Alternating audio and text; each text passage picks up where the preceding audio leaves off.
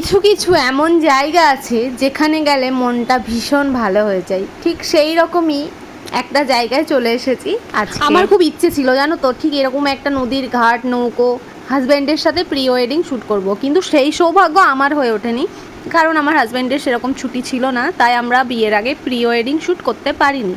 অনেকেই আমার জিজ্ঞাসা করে যে আমার বাড়ি কোথায় দিদিভাই, তোমার বাড়ি কোথায়, তোমার বাড়ি কোথায়। আমার বাড়ি অ্যাকচুয়ালি কৃষ্ণনগরের কাছেই, মানে কৃষ্ণনগর থেকে বেশিটা টাইম লাগে না, মানে নদিয়া জেলা।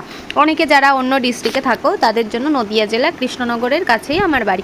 আর এই যে জায়গাটা দেখছো আমরা চলে গেছিলাম, এটা দুর্গা মন্দির, ধুবুলিয়া, মানে কৃষ্ণনগরের পরেই ধুবুলিয়া, তার আগে মাঝামাঝি সময়ে মায়াপুর যেতে যেই দুর্গা মন্দিরটা পড়ে, এটা সেই জায়গা। এত ভীষণ সুন্দর শান্তির জায়গা যে একবার গেলে আর আসতেই মন চাইবে না। আমরা সবাই মিলে চলে গেছিলাম সন্ধ্যাবেলা এই মন্দিরে, আর মায়ের আরতি বা বাবা ভোলানাথের আরতি সব কিছুই আমরা দেখতে পেয়েছি। এখানে শিব দুর্গা দুজনই আছে, আর এই যে শিবটা দেখতে পাচ্ছ এটা কিন্তু সম্পূর্ণ জলের মধ্যে রয়েছে, দেখলেই গায়ে কাটা দিয়ে উঠবে, ভীষণ ভয়ঙ্কর লাগে। আমি তো ভীষণ ভয় পাচ্ছিলাম বাবাকে দর্শন করতে, মানে নমস্কার করতে, কিন্তু এত সুন্দর জায়গা। তোমরা কে কে এসেছো অবশ্যই কমেন্টে জানিও দুর্গা মন্দিরে।